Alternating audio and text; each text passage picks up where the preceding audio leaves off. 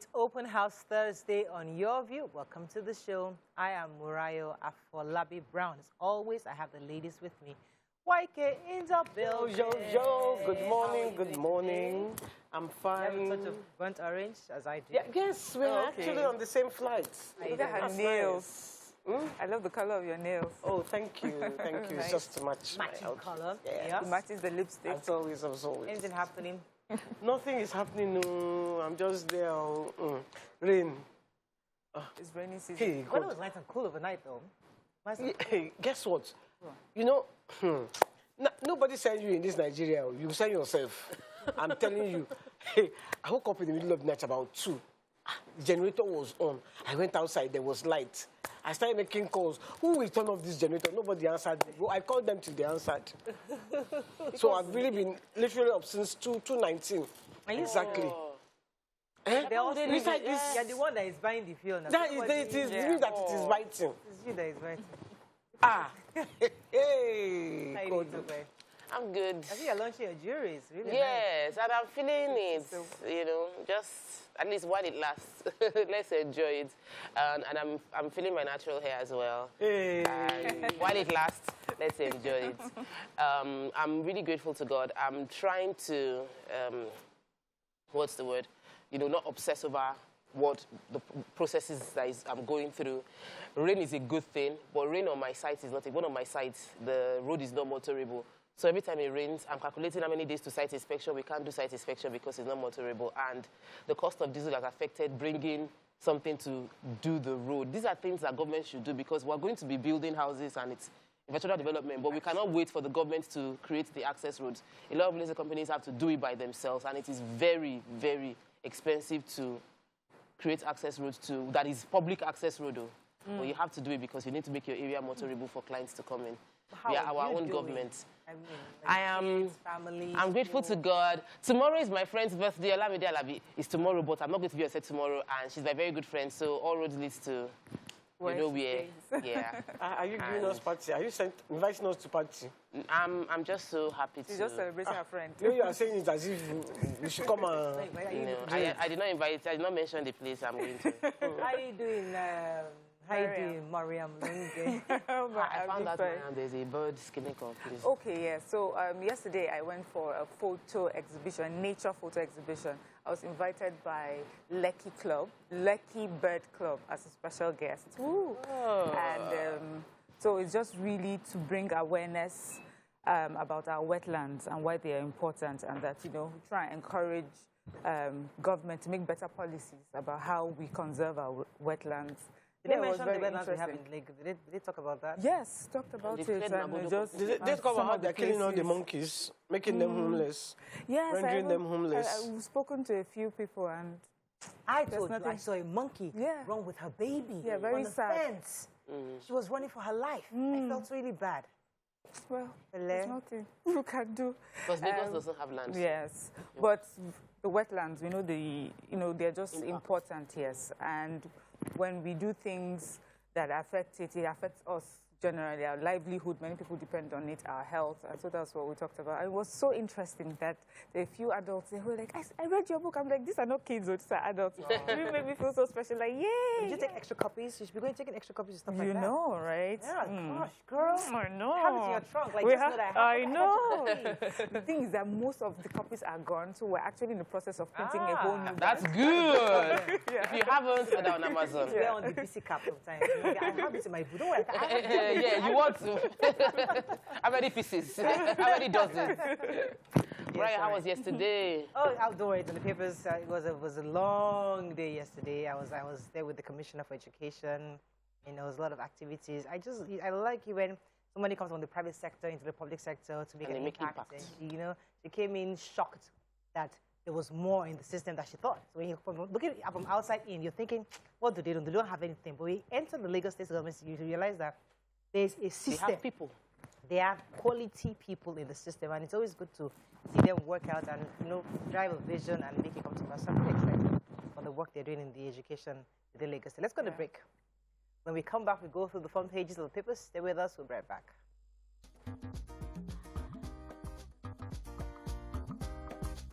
Stay tuned. Your View will be right back. Thanks for staying with us. We're going to start with the nation. Ahead 2023 presidential poll, Fayoshi or Tom Rattle PDP. Sanwo-Olu inaugurates digitized container classrooms. How COVID-19 has driven digital banking by World Bank. Senate clears Umana Adegoroye, 5 others as ministers. Why importers are abandoning Nigerian ports by operators. Court halts Oyo deputy governor's planned sack. And Kaduna's train attack, victims shot in captivity. Okay, which are we starting with? Let's start. Okay, let me start with why importers are abandoning Nigerian ports. So importers of new and fairly used vehicles and other goods are abandoning Nigerian ports for ports in neighboring countries, and they're blaming the VIN and e-VIN system. They said that there's just like a duplication of, services, and also there isn't a streamlined, standardized way of sort of when you put the fees on these vehicles. They give example that a particular vehicle will be brought in. If you use one of the standards, that vehicle will be charged, let's say the fees on it will be 500,000. That same vehicle, another time, will be charged 2.5 million. And some of the fees on this imported goods are so high, they're ridiculously high, that some people will even abandon the goods at the port and go into the Nigerian market and buy these cars even cheaper than, the cost of bringing it in plus the charges on top. And so they're just asking the government, especially customs, that they should look into this, because what is happening is that it's costing Nigeria a whole lot of revenue as people are just moving to other countries, and those countries with the neighboring ports are making the revenue that would have otherwise been revenue that we would be earning. So the government is saying that they will look into it, and we have had a few of them come here to discuss this and to see that it's still an ongoing matter, really. Okay, I was going to take a bit of rattling going on in PDP. So the former governor of Ekiti State, Fayoshi, was saying yesterday, recording that presidency must come back to the South. Now, if you recall, he's in PDP, and his party has picked a northerner. So when he says that, you think it's a question. What is he saying? We don't know. But he's insisting that they must support a southern president. So I'm not sure, is he going to Labour? Is he going to APC? We don't know. We'll wait for him to announce. Simultaneously, Samuel Otom, who is the governor of Benue State, was also saying he was really upset that the flag bearer of PDP set up a committee, a 17-man committee, to pick his deputy or his running mate. And then 14 out of 17 picked Governor Wike. And he went to turn around and pick Okowa. But they are not happy. They are not happy at all. That this is not a good thing. And if you know, Governor Wike has traveled to, is it Turkey? On vacation. The guys, Yes, he has not chill. The hustle is plenty. Not picking their calls. So Dr. Tom said, Atiku should go and see him.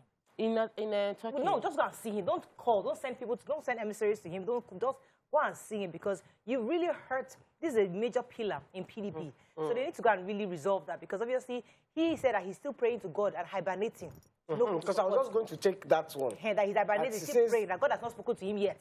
You cannot ignore the decision of a committee as you set up yourself. He set it up himself and expect people to be happy. He says, for now, I have gone into hibernation. I am in hibernation. I am praying. When I finish the prayers, whatever God directs me to do, I will do. Nigerians so get ready for a showdown, because you don't know. It's either Autumn moves, because if you recall, about 10,000 from PDP moved to APC for this Osun. So that's the problem. And I heard that they had a meeting yesterday, and only about 2 governors showed up. Only one governor showed up. One governor, and I think it was even Okowa. Yeah, but you know, they're having these are internal politics. It's just politics. And it's about interest. They will resolve it. They will align at the end of the day. But you see, the thing is about that PDP, all these people, they all deserted PDP. Their time of need, that time. I think all of them. Wike stayed. Yeah. Wike stayed. So Wike is like, I'm like the most loyal member of this party. Why am I not in the, so...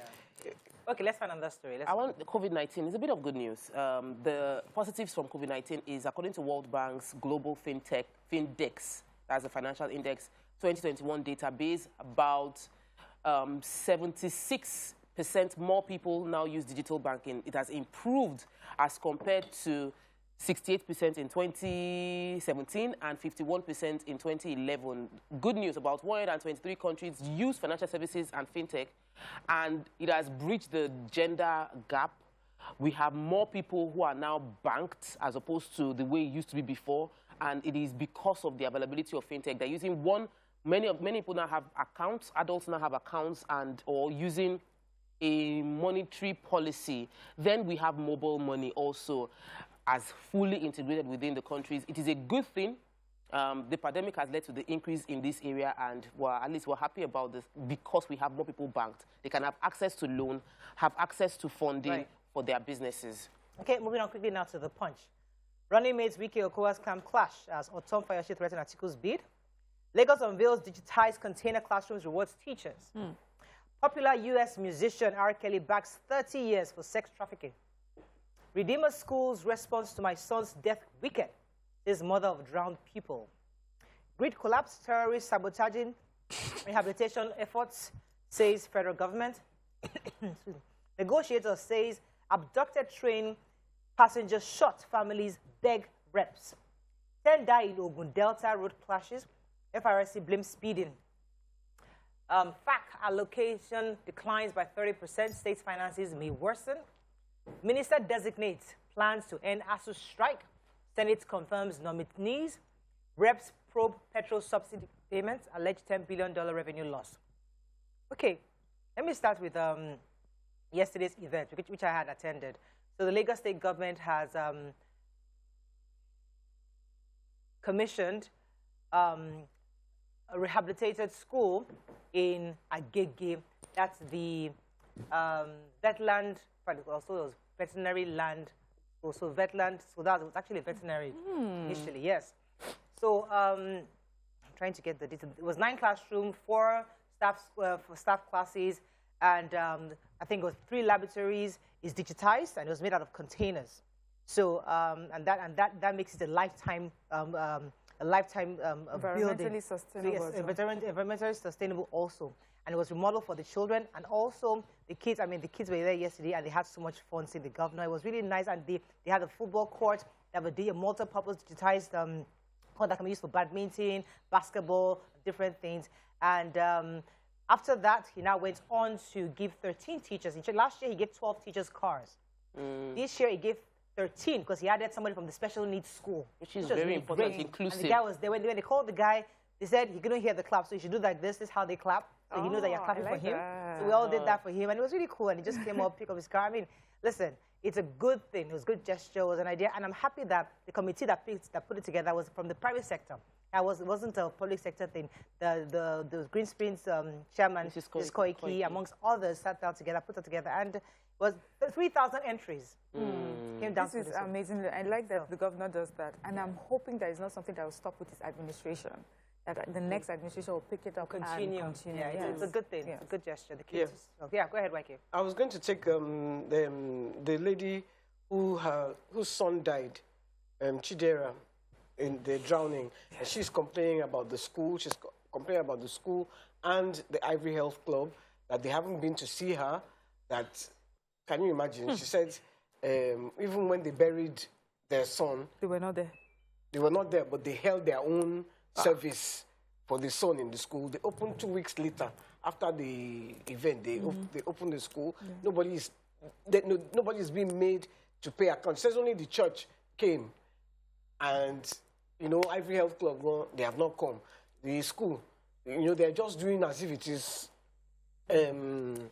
nothing happened. Yeah. So she's feeling really bad, and that they're going to take action.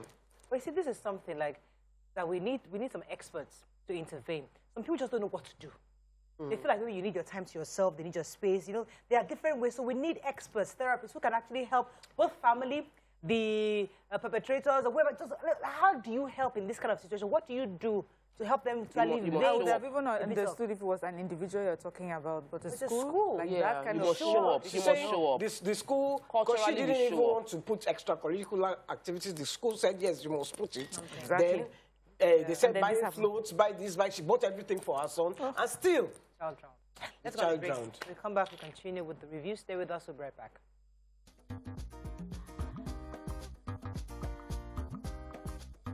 Stay tuned. Your View will be right back.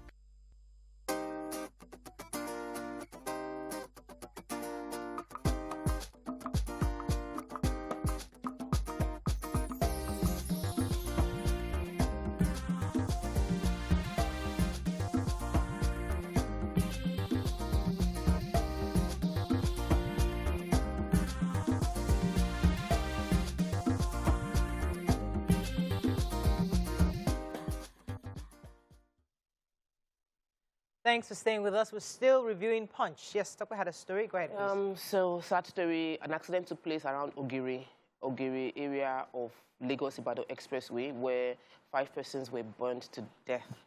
They said it must have been a mechanical issue because when the incident happened, they were driving and the bus caught fire. 2 male adults, 1 female adult, and 2 little girls were burnt to death in this car in the bus accident. It's a Toyota Hiace bus.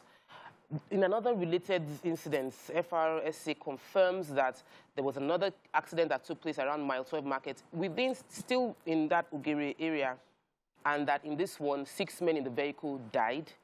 The other passengers were rescued unhurt. This particular one was blamed on overspeeding. And I know we talk about this overspeeding. Once the roads get better, we tend to run.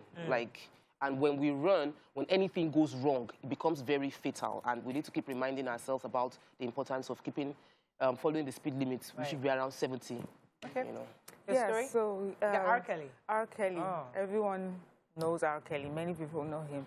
And we know of his back and forth in court concerning the allegation of sexual abuse. He has been sentenced to 30 years in prison for using his superstardom to subject young fans, some just children, to what they call systematic sexual abuse.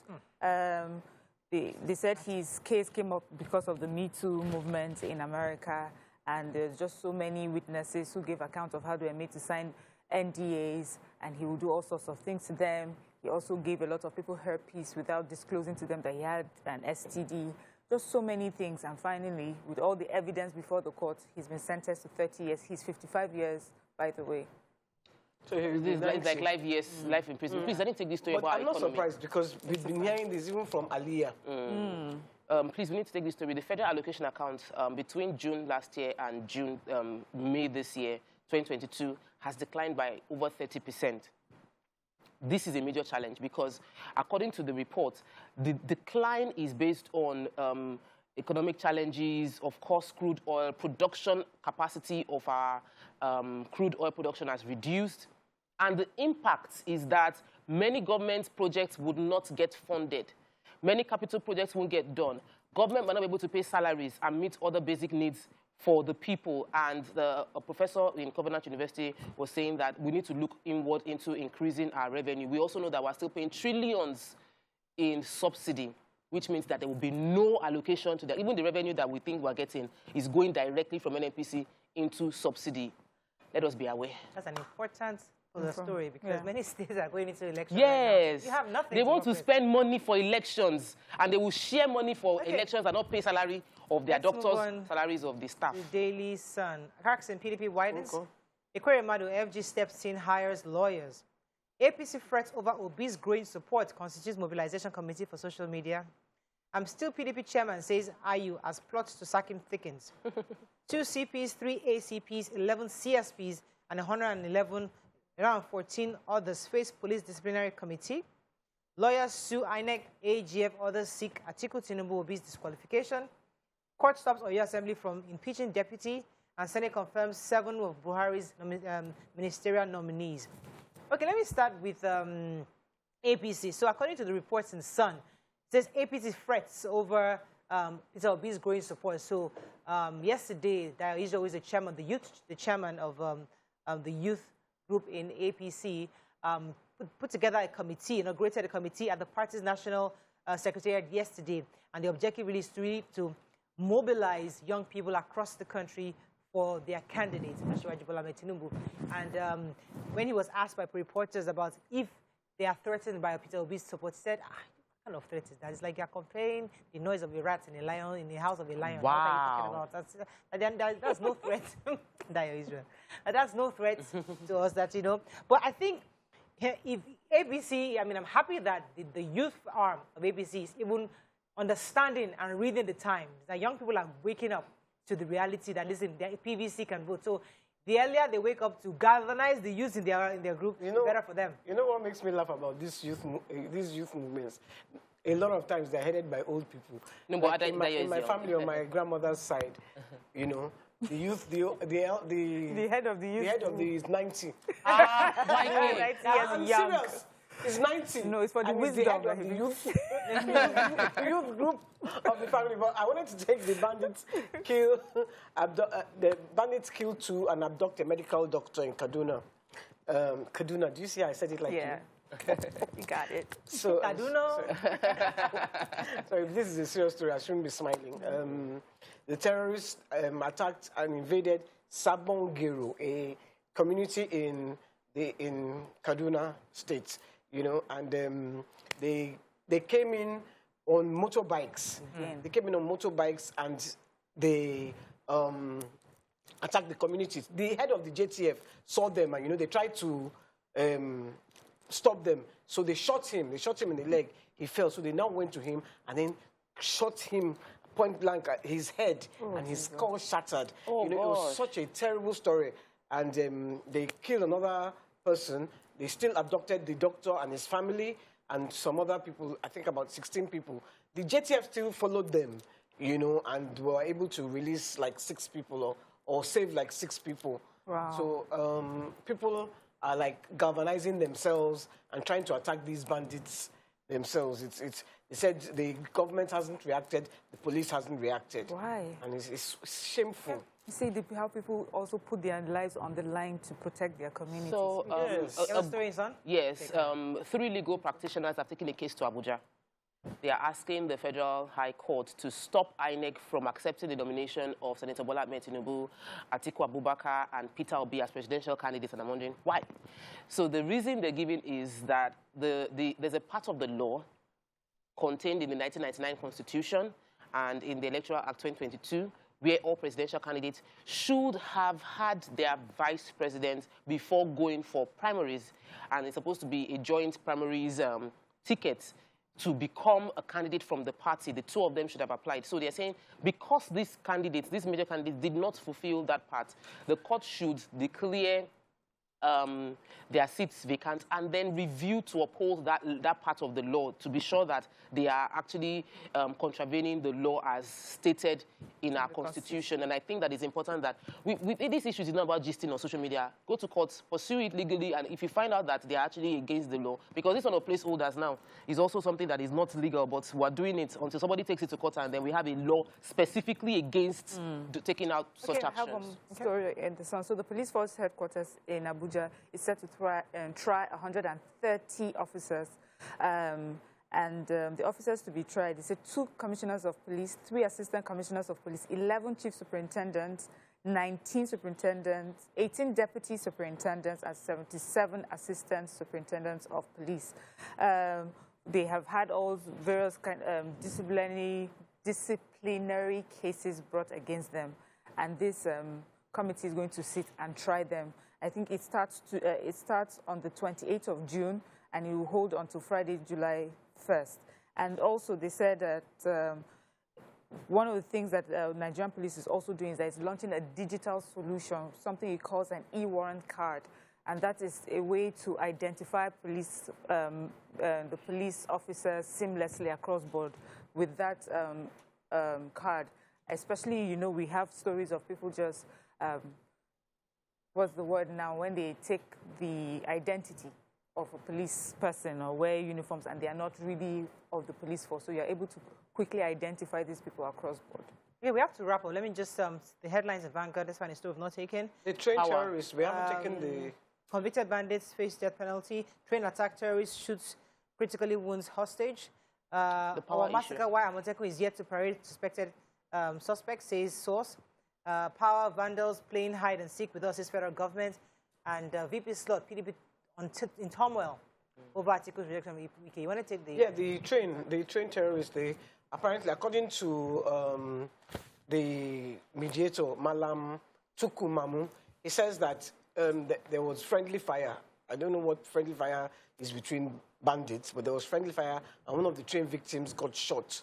So he is saying it could have been an accident and it could have been intentional, but they have been saying that they're going to shoot the train victims. So please, let us resolve this, that he has been working with the government to try that they should please act in haste before they kill more. The guy is critically ill, and then I was in the Tribune Nation as well that one of the train victims who has been released is protesting on her own, saying, look, her husband is still there. A lot of young kids are there, and they are being beaten, and they are exposed to harsh weather.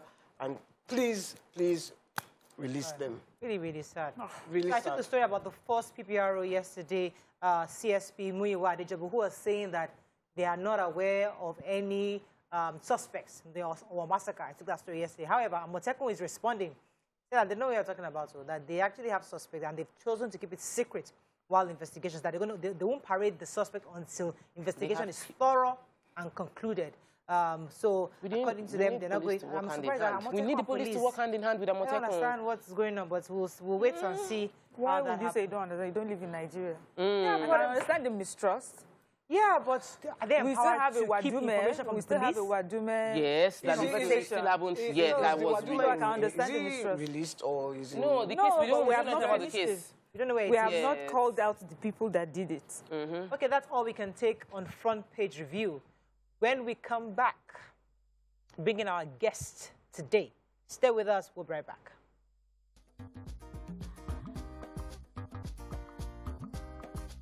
Stay tuned. Your View will be right back.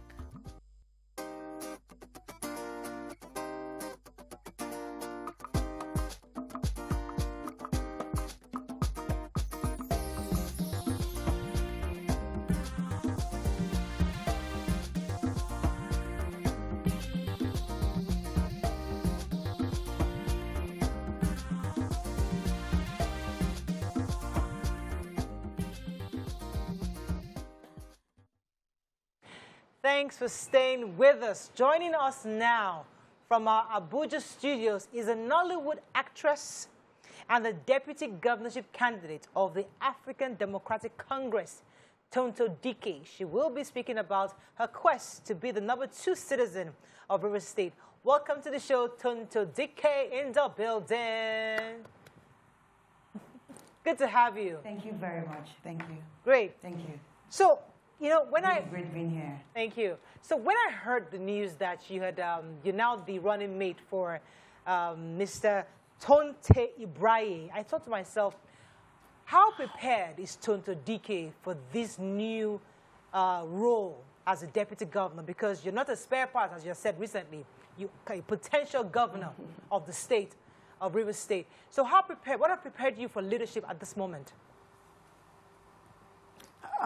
Well, I would not say that.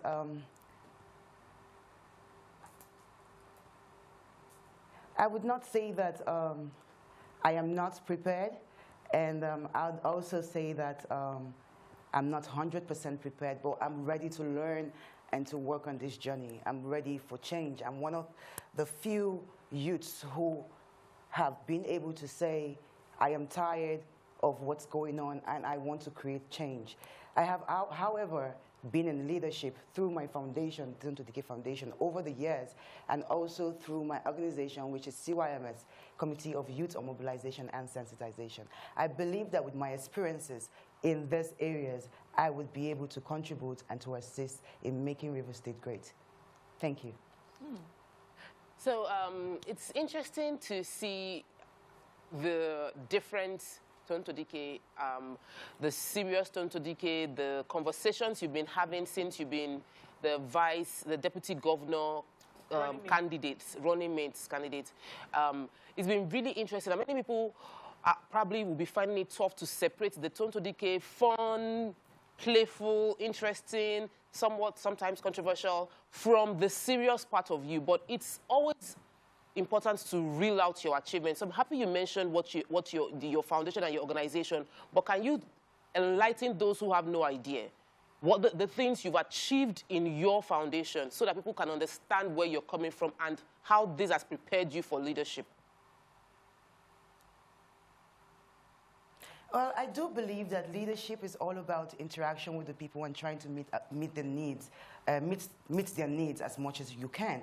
And through my foundation, I have been able to do social works through that. I have been able to give back to my community, to even Nigeria at large. Such as the COVID-19 era, I believe that my foundation was one of the foundations who actually get up and actually assisted the nation in doing what we did by actually contributing and giving people a better life. And also, I do send back 3,500 children back to school every year through my foundation, and this has been a consistent thing for us, where we are majorly into advocacy of women and so many other things. Okay, so Tonto, a lot of people, of course, know you're a well-known face. You're a huge celebrity in Nigeria and probably Africa. And sometimes I wonder, do you wonder if you're being asked to be a running mate to Mr. Abraye Tonte is because of that part of you? That side of you, that you are already a celebrity and you would bring a popularity to, in my own opinion, an otherwise not so well-known face of Mr. Tonte Abraye. Is that why they have put you on board? And how would you determine that you're not just used for your fame and your celebrity, but also because they know that you have something to offer to the party and Rivers State? Thank you very much for that question. It's really an important one. I would like to say that I have worked critically with my governor candidate and my governorship candidate, and he has worked closely with me. And one thing he has been able to achieve that other people do not achieve is the sincere heart and the sincere passion I have for change and for the country. And nevertheless, it is a plus that I am who I am, and that would actually add substance and actually, I'm sorry for that, that would actually add substance and poise to the campaign and the party. But that's not the only reason. Mr. Tonte picked me because he knew how passionate I am for change. He knows how loyal I am for change. And he knows that I am one of the best people for that job. I'm not coming into the office as a celebrity. I'm coming as a citizen, as a youth who is saying I am tired and I want to be inclusive in active policy. I want women to come out and have a say in what happens in their country and how they live their life. I'm here today because this is my passion. Okay. I want to be able to have a voice, not through sitting down and lounging on my couch, but actually being in the field and working for my people. Okay, let Mikey ask a question. Go ahead. Yeah, so I wanted to ask how you got to meet the governorship candidate, and if you do win this ticket, how do you plan to retire from your career as an actress, or you'll do both simultaneously?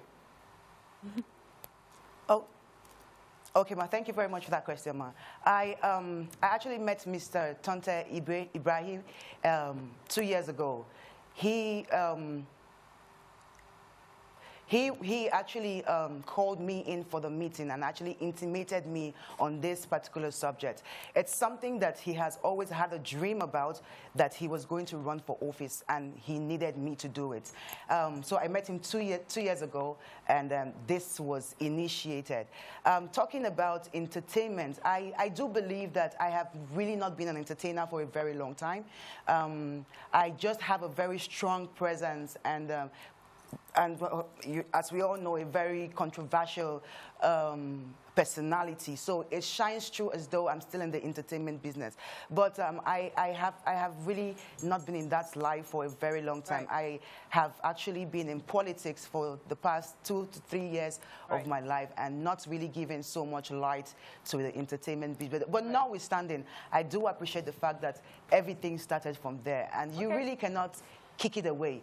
But instead of being so active in that community, I would see how we can make it grow and be better. Okay, so now, Tonto, let's talk to the issues now. I mean, now that we have an idea why you're ready to run. But let's talk a bit of the issues. So Rivers State is the 5th most populous state in this country and the 2nd largest economy.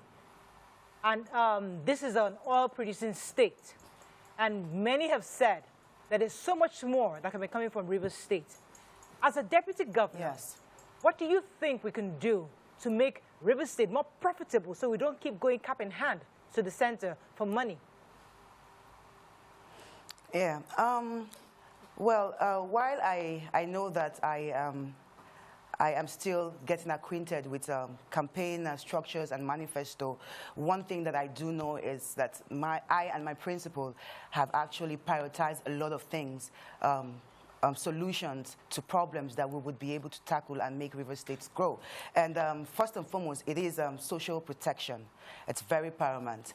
We would introduce and implement social policies targeting at vulnerable populations such as the elderly, the minority, the the people with the mental health issues, and also people with disabilities.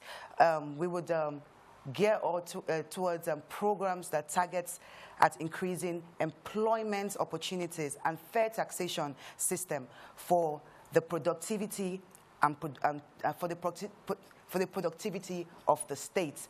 We'll also introduce social insurance and better retirement system, increase access to free and quality education, quality healthcare and housing. Also, something that we intend to do is actually carry along and actually strengthen the traditional institutes as partners of the government in the drive to actually bring sustainable development in their respective communities, and so many more life-changing initiatives that we have that we have out for the people of River State. All right, let me go on a Thank you quick so much. break, Tonto. Let me let you take a deep breath. When we come back, we'll continue the conversation. Stay with us. We'll be right back.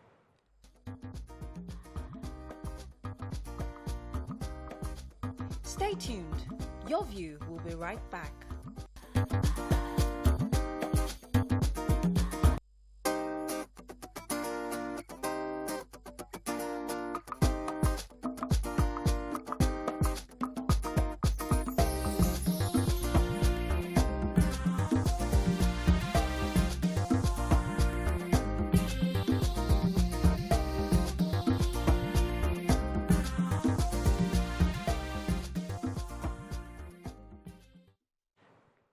Thanks for staying with us. We're still discussing with our guest, Tonto Dikeh. Mariam had a question for the break. Yes.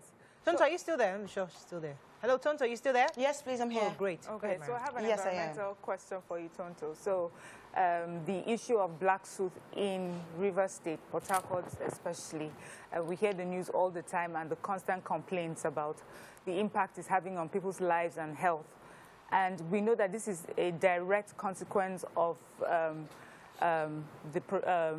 the production of the crude oil from River State. Is there anything that your government is doing? Sorry, the potential government with you and your governor. Is there anything in particular that you are discussing concerning solving that? Yes, it's a crucial and important part of our movement because the health and the health of the River State's people is actually priority to us. Now, the soothing problem has continued to be in existence because, humbly I say, that the federal government has refused to keep up to their part of the bargain they made to the youths of River States. Sometime down, I think a few years ago, when the federal government came into Port Harcourt and promised the youths of River States to stop the bunkering and go into legal oil farming and asked them to pick up, I think it was a ticket or something that they were supposed to, but made it so inaccessible to them. And because of that problem, a lot of them went back into bunkering, and that's the result of the soothing. So now I think that our government, what we intend to do is to have a basic dialogue with the federal government so we can come together to actually solve this problem, because it's actually a federal thing. So, in when you were reading out your manifestos, part of the things that your administration, in partnership with the governorship candidate, intend to do, you said you wanted to strengthen the institution of the traditional institution. And I recollect when we were discussing about the suit crisis and all those issues, Governor Wike pointed fingers at the traditional leaders of some of these communities being culpable in the challenges happening, and how citizens or indigents of River State are also part of those that are encouraging the vandalism, the bunkering, the local production of, local refining of products. So here is the real question. I always feel like many politicians, and most of us do this thing, when we sit down like this, we assume like we can solve the problems. And then people get into office and realize that, I did not know it was this bad, you know. Are you aware of how bad the challenge of River State is? Like, are you aware of the magnitude of problems the current administration is facing with the funds and all of that? And do you feel that your combination with your candidates would have the requisite knowledge to solve the problems confronting indigents of River State right now? Yes, I do believe that I am in tune with the problems of River State because I am from River State. I still do have families who stay in River State. I have a dad. I have my whole extended family still stay there. So their problem is my problem. I identify with that. And speaking about how strong my principle is, I would say that a lot of people may not know Honorable Tonto Dikeh, but I would tell you he's one of the most intelligent, problem-solving person I've ever seen. He is someone that I believe in to do the work because he is very passionate about it. He is very rooted in the grassroots. So he knows exactly the challenges and is ready to work with the traditional leaders whom have actually been left out in all of this for a very long time. So including them into what we are doing and carrying them along, it's just a sign of respect and also moving the community forward because they know their problems more than we know their problems. Right. So bringing them on board, I think, is the right and one of the smartest things that we would do. All right, why do you like it? Yeah, one thing I've noticed about deputy governors in Nigeria is they seem to be figureheads. They just seem to just be there. It's the governors that do make all the decisions, do all the work. The deputy governors, we don't really hear from them. And how are you going to make sure you are not that kind of deputy governor if you win? If you are, we want to, because I'm reading through the messages here. I mean, a lot of people are supporting you. You have a lot of fans. So how are you going to make sure that now that they've used your star to become governor, you are not a figurehead? You are actually a decision-making governor, deputy governor.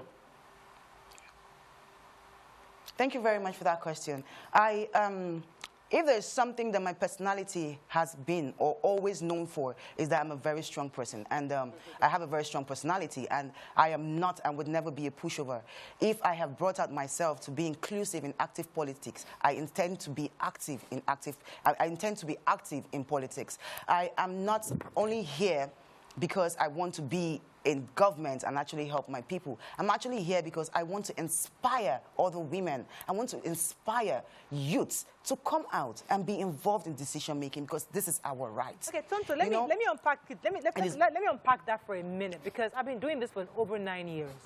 And we hear politicians come on the show and give us these blanket general statements a lot. And you're a young person like us, so I wouldn't probably accept it from you. I would expect you to get more specific. So when your regular politicians come and say, oh, we're going to do this social protection, youth empowerment, employ the youth, mental this, we hear that. Tonto, you're talking to us now, you and us. What exactly does youth empowerment mean to you? What does helping women have a voice mean to you? What does creating an atmosphere for the mentally challenged, what does it mean to you? What exactly would you advise your principal to do to ensure to make a real difference? These problems and challenges that the country is facing directly affects the youth. And I am also a youth, so it directly affects me. when I say I am really passionate about the change that I want to effect, or my principal is proposing to effect, I am really serious about that because it is affecting me. I have a growing son. I have a son that I want him to be proud and safe in the country. I want him to be able to, you know, have a good life, good education, good medical process. I do not want to be one of those politicians who, at the point where my son will need medicals, I have to fly him abroad. I want to make this country great for him and for other children. I want them to be able to live the life that we want or that we've always wanted. I am passionate. I am critically passionate about this. Find out that your government doesn't have money. What do you do? Because many of these governors say, I don't have money. We're not making any money. What do you plan to do to make your state profitable? How do you intend to increase your IGR? How does the principal intend to increase the IGR for River State? Because you just said that medical, we don't want our children flying abroad. But where would you find the money to fix your hospitals? Because agriculture right now is almost as really depleted because everybody's focusing on oil revenue, especially from River State. So you and your principal in these conversations, what do you think you can do to help revive the agriculture within the state? Well, for one, to help revive agriculture in the States is actually to inspire agriculture. I am a farmer, like I always say, I'm into agriculture. And what better way to actually tell the youth that our success will not only come from oil. Our success cannot only come from the oil sector, but we have other resources that we can actually tap in and actually be grateful for. And yeah, I think that was your question. Yes, well said. I don't know if I answered all of it. Let me go on a break. Let me let you catch your breath. We'll come back. We'll wrap up with you. Stay with us. We'll be right back.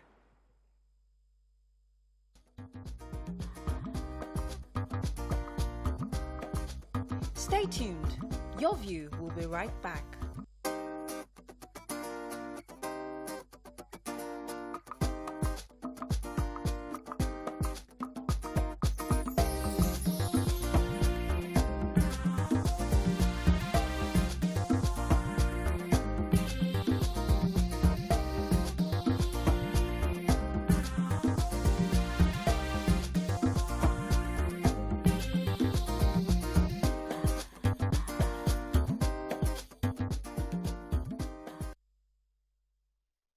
Thanks for staying with us. We still have with us Tonto Dikeh. She's the running mate to Mr. Tonto Dikeh of the ADC.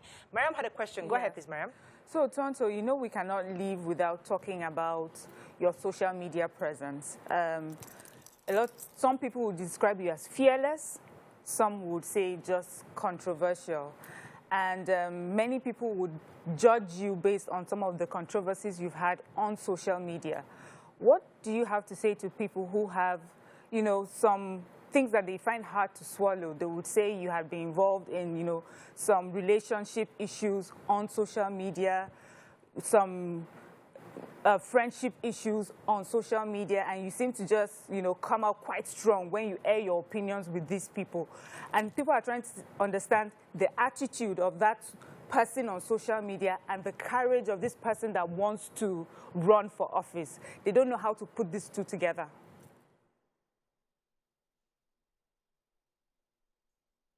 Tonto, did you get the question? Hello, Tonto.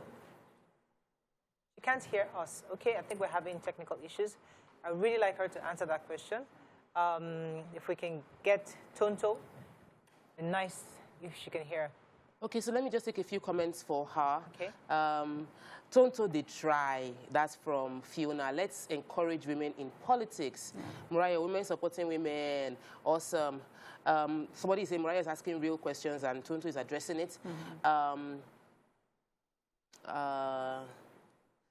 Mozo said, as a deputy governor, who isn't going to be a figurehead, she should be able to answer most of the question and how things will be executed. So, because some people were commenting that they shouldn't ask this question. The question should be directed towards the governorship candidate and not her. So this person is replying those comments saying that if she's going to be an active deputy governor. The worrying thing is that we always assume in this country that a deputy governor is just a figurehead. And it's a wrong thing. That's because we've not seen a situation whereby a principal passes on or something happens and then the deputy governor takes over. So that's the reality. Anything can happen.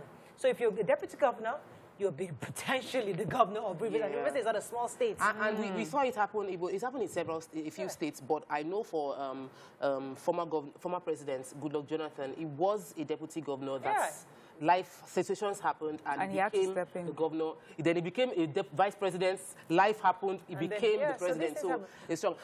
But I really wanted to applaud the women that have stepped up into politics, and especially women who've given some voice to challenges in the society, who have now decided that, okay, I won't just speak on the sideline. I'm going to support, because they tend to get bashed a lot. So it's and interesting I hope that we're able to get her to answer my question, because for a lot of Nigerians, we tend to judge based on what we think is your reputation and things like that. And for someone to be able to come out even with that and say, that doesn't stop me from running for office, and this is why, these are the strengths that I have that I can bring into. I would like to see what she has to say.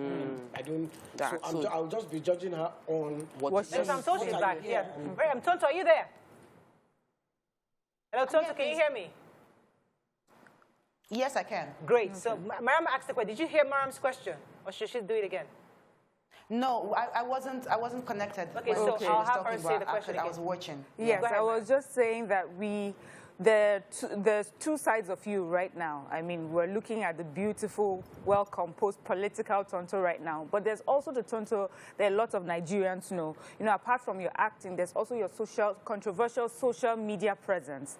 You know, you have had some few disagreements with friends and people you're in relationship with. And people are trying to say, how is this person the same person as the one who's running for office? And how do we put this person together? Can we trust that this person is able to, you know, carry this role properly if she handles her relationship so publicly like that?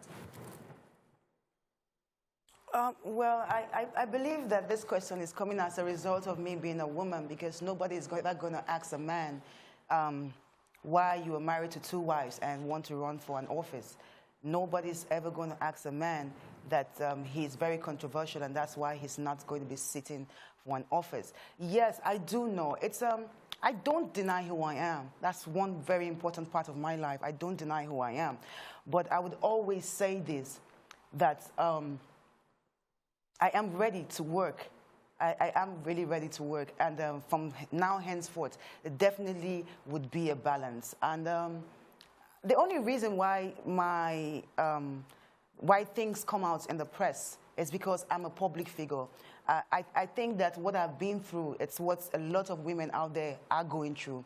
The only difference is mine is celebrated publicly and talked about publicly. Like I said, while I will not deny who I am, being very controversial, but I also do have a side, and that's that I am a mother. Look at me from a different angle. You don't kill the messenger, but take the message, and you can just ignore the messenger. I'm ready to work.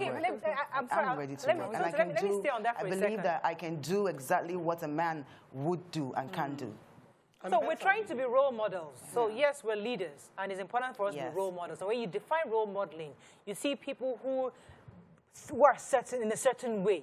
So if we want to unpack a bit of the controversies, there are quite a few things that you think, okay, is this the Nigerian we're trying to birth? So as much as we don't want to judge you, because we've seen a confident Tonto who has worked in her foundation and has done very well. And that's the Tonto we're hoping to be deputy governor. However, just like Mariam said, those who are judging you already say, auntie, are you sure you have an idea? So that's the real conversation. But let me just add, because she mentioned it. So this is not about women, about because you're a woman, that's why this question was asked. This is just about how you have handled issues. So one of the things that I think will be an important skill to have is conflict resolution. And I'm asking that as what you've shown privately, that's happened in your life privately, what are you going to learn from this that you're taking into office, or what are you going to drop from this and do differently in public office? What I know that I'm taking into the public space is a different Tonto from which everybody has known. It's the Tonto that I really am. Like I said, there's certain things that have happened that I couldn't change or I can't change, But nevertheless, like you said, I have two sides to me, which everybody does have two sides to them, or more sides to them, you know. Aside from being controversial, like I said, I'm a woman. I am educated. I'm an engineer. There's so many parts to me. So if we dwell on one part of me that is not the best, we will lose my potential. Fantastic. You will lose out on what I would bring to the table. And secondly, I am still educating myself. I believe that leadership flows from the one who knows.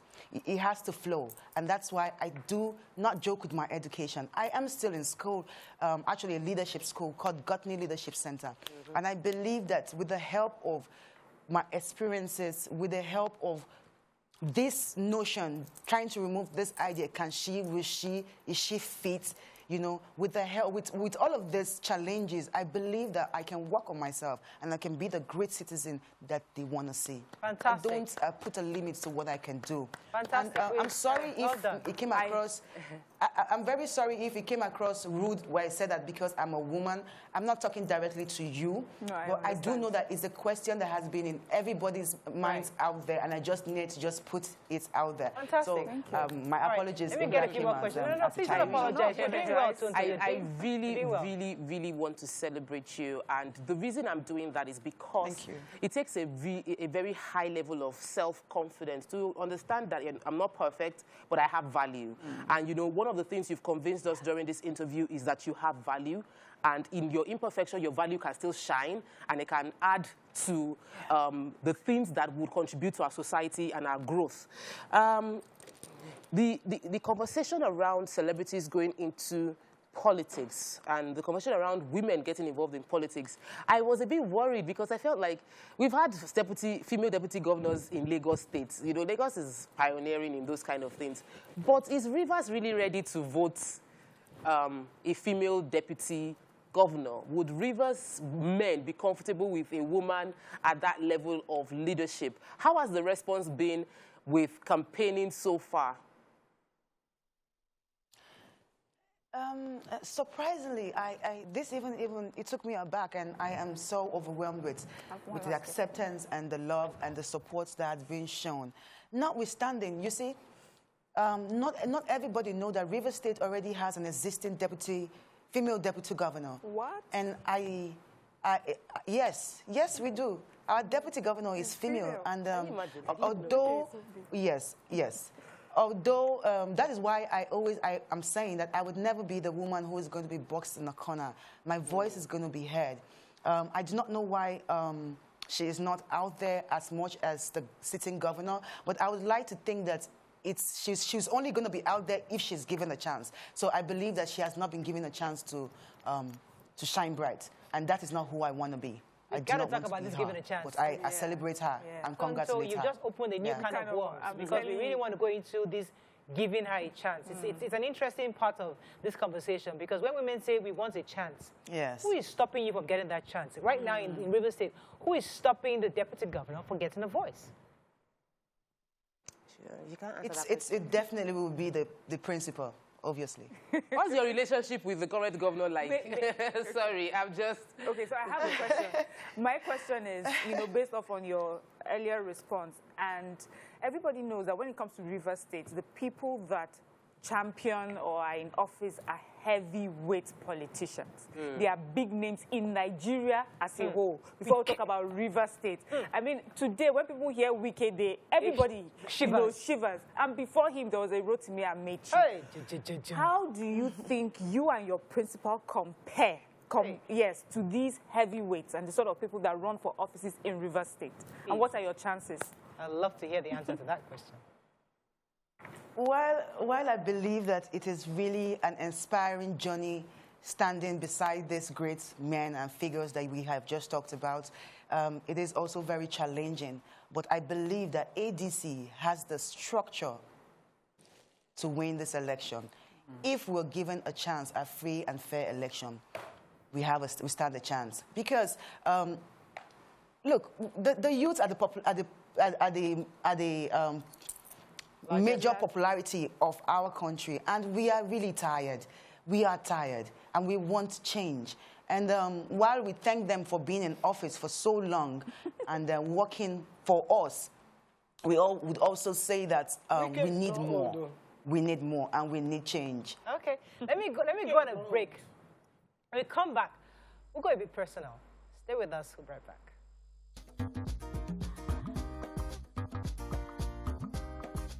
Stay tuned. Your View will be right back.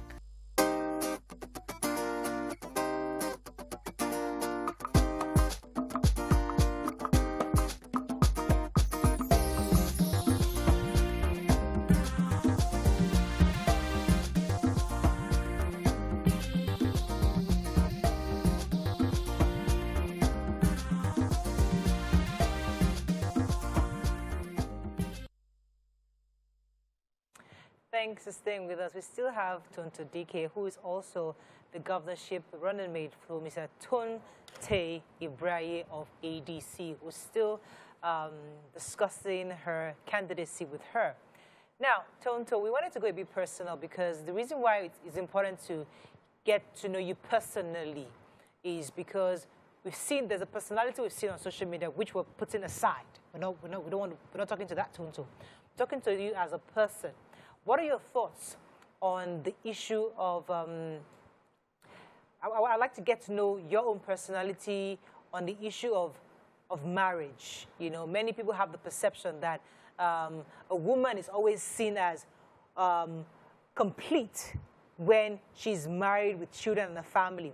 So when people see you as a deputy governor candidate, think to yourself, she's not married, she doesn't have children. Do you think, so you have a son, I do apologize. Do you think that should be a prerequisite, especially in today's time? Should we still continue to see that as a requirement to have for a deputy governorship candidate? Governor.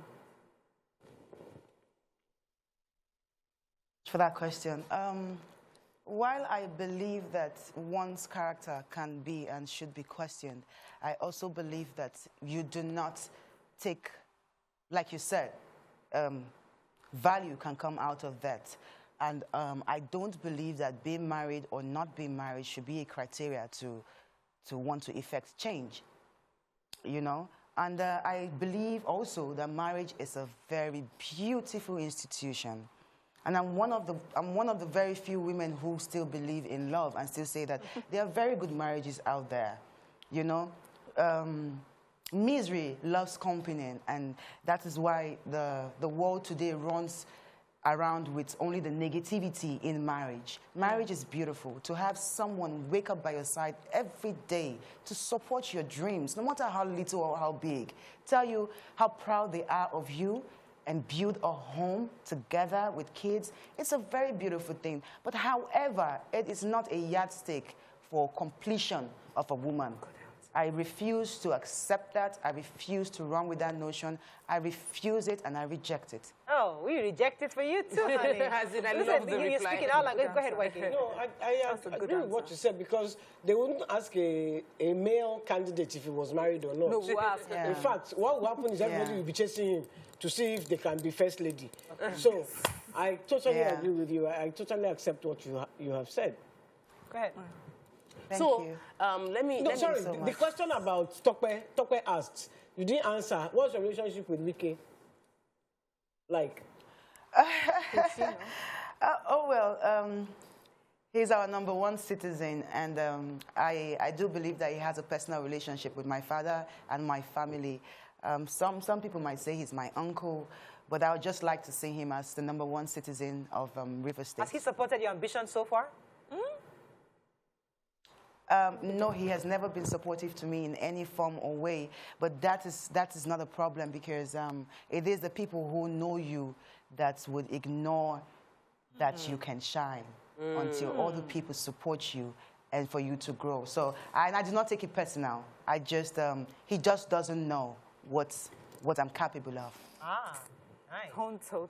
You're speaking all the right English. Okay, so listen, we're going to wrap up with you very soon, because the important thing of bringing you on the show is to give our platform to women. And it might come across that we're a bit hard on you, but the truth is that we don't want people to continue to look at women as we're giving them a soft landing. As weak, yes. Yeah, we're not weak. You have the capacity to answer any question. I'm happy you've been able to do that very well. We wish you the best, and we hope that your supporters will see the value that we talked about earlier beyond what they've seen on social media and say your value to your party and to your principal. And we wish you the best and hope that indeed, come the elections, you and your principal are able to get that position and do the best you can for the people of River State. Thank you so much. I really appreciate that. And just to add to this, I'm really a big fan of your view because I believe that I love women speaking up. I love intelligent women, and you all are a symbol of intelligence and strength to most of us. Thank you. And I say thank you very much. Thank you. Tonto. Yeah. All right, so we're looking forward to hashtag Tonto 2023. All right, rescue Mission 2020. All right, let's go to break. When we come back, move on to another hot topic. Stay with us. We'll be right back.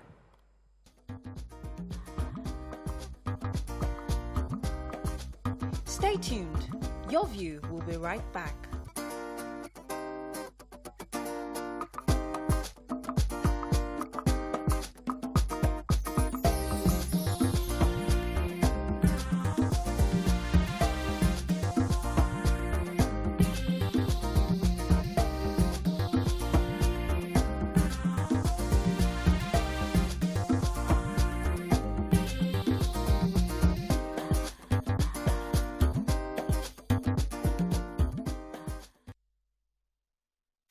Thanks for staying with us. It's Thursday. We always like to touch on a few of nice, interesting relationship type of topics. So there was one that we saw on the internet that caught our attention. Waiki, would you like to establish the story? Okay. We just heard this young girl has rented this apartment, and then she was walking around in shorts. And according to the girl, I didn't get to finish watching it, but according to the girl, she A landlord. her landlady. She's the landlady, the woman that attacked her from behind, bit her breast, bit her face. She has this serious bite on her face. And she said, because the woman thinks she wants to collect her husband. Now, even if she wants to collect her husband, it's not that one that she wants to collect. So we're talking about the insecurities of married women. That's pretty much it. It's like a lot of people. So I mean, it's a 10-15 minutes conversation. But what are your thoughts when you hear this kind of stories, especially young women complaining? Many of them say they rent apartments. So you're looking for a nice, let me crash in somewhere, and then you get a nice apartment with the landlord and landlady, and then the landlady is threatened by you. You're coming out, she's complaining that you're coming out at a certain time. She's complaining about how you make up, how you walk around, and you're thinking, I'm just a tenant here. And she's obviously being threatened by your appearance. So can't young ladies rent places in this our state again and wear bumptions? Should there be rules on how you dress, how you look, because you are renting a space? Yeah. First of all, I know you said that this conversation is the insecurities of married women, but I hope that this case, the biting and everything, we understand that this is a serious case. Assault, yes. It's either they take that woman for psychiatric evaluation, handle it properly, because if it is not handled that way, it would give other people the license to just keep assaulting people because they have rented a space in their house. That's aside. But as far as I'm concerned, that girl has paid for her space. Exactly. So she's allowed to dress how she wants in her space. Imagine if people knock on your door and come to check, how are you dressed today, Mariah? I'm not really happy with the way you're dressing in your space that you're paying money for. It doesn't make sense. So if the woman is threatened, what if it's in the compound, wearing her drying clothes, you're bending down? It's part of what you're paying for. You're paying for the compound. You're paying to live in that space. And when you're in your home, you're supposed to be in your most relaxed state. And it is anything that makes you relaxed. But if the landlady has a problem with how people would eventually dress comfortably in their space, she can put it up from the beginning. If you want to come into my house, these are my conditions, and then the person can decide if this is comfortable for me or not. Exactly. But you cannot meet someone in the middle of their contract and come and say, I don't like the way you are dressed. It just does not make sense. It's just this attitude that we also have as Nigerians, where we feel that we're everybody's parent. We're parent to everybody. And it's not even the parenting part that you cannot even sit down and have a conversation. There's also nothing wrong if you say to the young lady, please come and have a seat. You see this, you're dressing. I know that people are young and things like that, but you know, when you are in the compound, because it's not just you, it may look a certain way to everyone else. Could you please do me the favor of should not go on social media. They called me for a meeting. That is even better than to be having a meeting because you have beat the girl on her cheek and all over her body. Dressing that can be repugnant.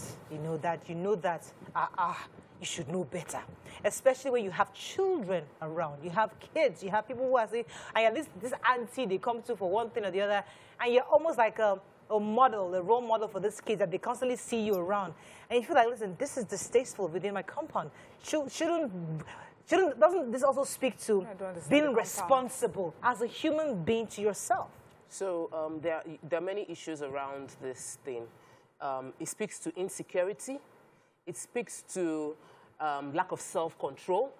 It speaks to battery, because that's what she did. Violence. So that part there, we have to be arrested. That's a different matter. Totally Definitely wrong for you to take that action, no matter how angry you are. But I'm someone that, you know, sometimes I think about it when I see someone dress very scandalous, and I'm like, I'm with my husband, I'm like wondering, is he looking at, that's the truth, is he looking at her? Is the eye following what she's wearing? Yeah. You really cannot control the thought flashing through your mind as a woman, but you can control the thought from festering to the point where you begin to feel insecure about yourself because you had something before he married you, and you still have something, which is why you are in that marriage. And men might look because they are moved by sight. Men will look because they are moved by sight, but usually they would still come back home to you if they are not if they don't lack self-control in themselves. So I'm saying this because women need to give themselves peace of mind. It's very, very important so that you don't end up looking at every body wearing bomb shot and then you're threatened by their beauty. That is, give yourself peace. Because no matter how you monitor, a man that is going to do will do.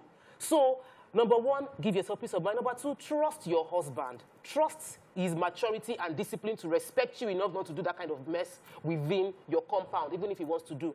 Number three, learn to have conversations. If you feel that uncomfortable, you either talk to the girl as well as talk to your husband, so that it's out there that you are uncomfortable with this thing, and create that set of boundaries. I feel very uncomfortable with the idea that I am beginning to feel insecure about someone. I feel like it's a warning flag for me to check myself and have a conversation with my husband.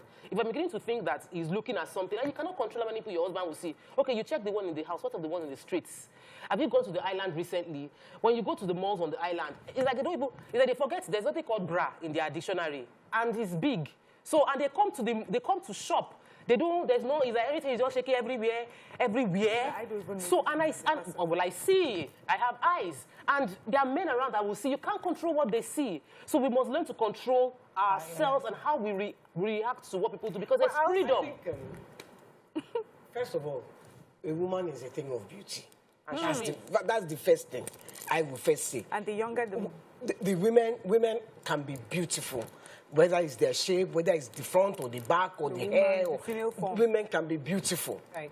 Now, me, if I'm with my partner and I see a fine woman, if he doesn't see, I will show him. See that fine. So he's even used to it. So when he sees it, he will show me. See that one. It's different when he lives with you. And don't say the one more on the more. The person lives in your house. See, the girls that work for me, they wear shorts in the house. My partner comes there. I don't bother. I've never gone to any of them and say, why are you wearing this shorts in there? Is there, they want to get their dress. Excuse me. I never have to do that in my life. For me, you never have to do what? I have to tell my husband, tell somebody to not dress a certain way. Exactly. For me, it just speaks. For me, insecure. I think if any woman that wants to make what she feels is beautiful to her, let her do what she feels is beautiful to her. It should not bother you. Yeah. If you feel that you are not beautiful, go and make yourself beautiful. But let's speak about appropriateness. What is appropriate and not appropriate? I get that. But you see, I want to just establish the fact that the battery one is universal. Yes. That one should establish that. Now, the other part is that they'll tell you, because I know I was counseled in church, and what they tell you that, what you know your husband, that if you know you have the kind of serial philander type of, you know the kind of husband you have, they will tell you, I'm telling you what I was trained as a child of God. So this kind of men, you know the kind of person you have, his eyes are, so reduce the temptation around him. If you've hired they tell you this, that's the reality. Wrong teaching. So it's wrong teaching. So we must correct that, because they keep telling you, you must, if it's a house sale, if she's doing this, remove her. If she's going to go, they will tell you that. Teach the man to control himself and respect his marriage. That's that's the right training. But this overreacting landlady is a product of this schooling. It's an excuse for her bad. This overreacting landlady should be in jail. Yes. First of all, she should be asking questions. But what Morayo, the issue you just raised now is a very, very important issue, because women are trained to manage the situation. Yes. We don't train the men to control themselves. Exactly. So we manage. If he brings a wife, a baby home, manage the situation. We're not telling the man, don't do this thing, it's wrong. Don't follow. Why would you do that? Why would somebody rent an apartment in your compound, and because she's dressed in a way, so, you know, she can actually be dressed, covered completely, and it's still very attractive. Absolutely. So it's about teaching men to control themselves. But there's also what is proper. Because, like I said, the few times I go shopping sometimes, and what I see, even me as a woman, it's scandalous. To me as a woman, the things that I'm seeing. But you travel abroad, where these things, you see it every day. Okay, so the point is, I don't expect it here. So when I see it there, I can understand that this is freedom taken to the limits. But when I see it here, I'm thinking we still live in a country where there's a bit of conservativeness. So you are in a house, like you mentioned, there are children around. You shouldn't wear that kind of thing, because I don't want my children seeing this at this age of at this stage. What's wrong with this? No, I'm not saying. You are different. I'm not because about, you are born and raised in the shrine clinic. I'm not talking about dressing. I'm talking about people going out without wearing underwear, and everything is like jiggling, shiggling. You can't say that a YK. Her daddy never wore underwear. So what? Okay, well, no, sorry. now that's not true. Okay. I take that back. Slander. I take it back. What I meant is that when he's in the house, he wears underwear, not the kind of person you discuss that with, because you grew up in a way where everybody was dressed scandalous. So let's there are dancers of Fellow on the place dancing around half naked. Hold on. Let me quickly throw this in. So I noticed that I have a fuller house now, and before my husband would wear shorts like boxers and just to come down to get water. But right now, he wears proper joggers on it. And I noticed it's because we now have more people in the house. More people in the house, and there are more ladies in the house. So there are things that are proper for you to do. You should adjust. So if you are in that setting as a girl, and you really value your freedom, you just want to quickly run across the house. You just do like this. I want to quickly just go and get something else. Like, please. So there are different scenarios. We've talked about a person who has paid her money to stay in her house. Well, that's true. So she's allowed to dress the way she wants in her house. Simple and short. Inside, if you're talking of someone who has come to visit you and stay in your house, you have the right to tell them what the code of conduct is in your house. It's your space, it's your money, they're there. So that's a different issue. If you go to the mall, you're all going to a public place at the same time. The mall authorities have the right to tell people what the code of conduct for their mall is. You will not go and be telling people, Madam, don't wear this dress to come shopping again next time. It is not your place. Your place is yourself and your own environment. And in this particular story, we have even taken what this woman has done as taking away her right to be her freest self in her environment. Now, when we talk about how women are taught in church how you're coached, how to take care of your husband and protect your husband. I just don't like that fact that we constantly put the burden of how a man behaves on the woman who is a separate entity. Right. She's supposed to watch where your eyes are going and prevent it from, get you dark glasses. It's just so wrong. Yeah. And I hope that So let's talk to the churches now and all the counselors. Do it differently. Teach the men how to conduct themselves. We say all the time in church that temptations will happen, whether we like it or not. Even Jesus Christ had to face temptation. But he overcame it. He did not blame Mary for not teaching him what to do, or, you know, he had to control it himself. So we need to raise our men differently, and those are the reasons why we have so many problems going forward. And for a woman to think that she has to protect her husband to the point where she's fighting another person, a man probably who hasn't even said anything to her about what this person looks like or how she looks, or probably like YK is the one that even brought his attention to how this person looks, and then you're going around fighting. Let me talk to me about that. Because, you know, the young kids today, they have gone nuclear. They have gone nuclear. So it's like you have to control yourself. You have to control your thinking. Look, let me tell you what happened to someone yesterday. He came to visit me yesterday, and he said he went to, his wife just died. Poor guy. He said he went to the mall, and he was buying, he bought himself a bottle of wine and some crackers, and this young girl came to him and said, he said she was 21, 22 max. She said, what is wrong with you? Do you want to eat this thing alone? You need company now. Kidding me? The man almost fainted. Wow. We're in the era of shoot your shots. People are shooting anyhow. I see something I like, I go for it. You will say because she used her mouth today, you will now say you will come and beat the girl. You can't beat her now. She has, if the guy didn't have self-control, he will say, oh yeah, let's go. Let's go. But okay, going back to what you said earlier, because you see, I was trying to make a point that your situation is a bit different because you were raised in a situation whereby the girls were dressed a certain way. That's the community. And you were forced to be So anybody controlled. who is dating you or who is marrying you knows that he's going to see a lot of those women in that kind of community. So he shouldn't be complaining once he enters that community. No, another angle is that, you know, you said something that I travel abroad and I see these things. In that society is normal. So you're conditioned to expect that you are used to seeing it. You know, we say children, I'm talking about how I don't want to see my children looking at this person. Where do we draw the line between conservative? How do we retain our conservative? If my children swim abroad, they're going to see people wearing bikinis. Yes. Like bikinis that are like tongues bikinis. Yeah. And they will see it and they're already used to the fact that this is freedom. And I look away and I'm not using my eye to give the person belly. So because it is the norm there, it is not strange. It is not yet the norm here. So our reaction is a bit exaggerated in how we see those things because we're like, you should be conservative, you shouldn't do these things. Maybe YK is not as shocked by it because she's seen those things. YK's dance, you see YK's dancers and when YK was dancing, she dressed sexy, she was very, very hot. And that was not a crime. It was normal for you to be in that setting and see that kind of thing. Sensual. There's a difference. I have a problem with this dressing thing. I always have a problem with taking a side of, this is how it should be exactly. Because I've seen people who have said, some dressing are indecent, and then they have gone ahead to dress a certain way. That I'm thinking, then why are you talking about indecent dressing? You are dressed this certain way, and the person would try and convince you that no, this particular one is not bad. It's not the lines like are blurred. So it's really so difficult. So in that case, you will raise your children differently. Now let's talk about how you would even address when something like this happens as a wife.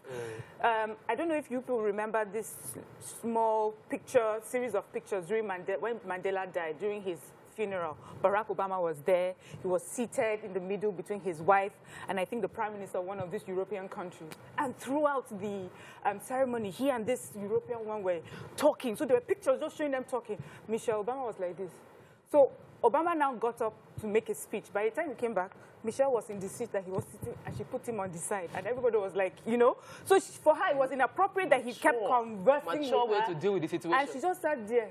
And they showed the two of them, the European woman and Barack, their faces were this way. And Michelle was like, yes, queen. And everybody was like, that's a queen. Imagine if the story was, she turned to the woman, stop talking to my husband.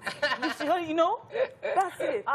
So in that situation, if I'm going to use that example, what this woman should have done is either go and buy her own bomb shots. I don't know, because this example you just gave. But okay, we have to wrap up on this. We don't have too much time, you know, but it's just important to get more confident in yourself. We have to wrap up on the conversation, but it was really just reflecting on... be proud of who you are. Even if you are, no matter what you look like, be confident. I don't care if I'm... And a man will stray if he wants to stray, regardless. There's nothing you can do. Give yourself peace of mind. I think that light bulb came when I went to Dubai. when I saw these women in hijab, and I was like, oh, this is a holy city. Okay. And I entered the mall, I went to the bathroom, and I saw them bikinis under, and I saw everything. I was like, what the bananas? You know? And I was like, you're not as holy as I thought you were, you know? So, trust me, anybody. And then the serenity. We were going to Morocco or somewhere like that. We all entered the plane, everybody was in hijab. I say as soon as the plane just left the ground. Everybody, all the hijabites. All our musicians were doing.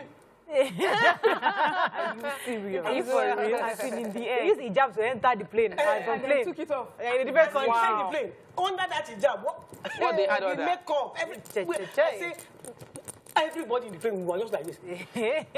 That's all we can take on the show today. And we really wish the best to Tonto Dikeh on the show.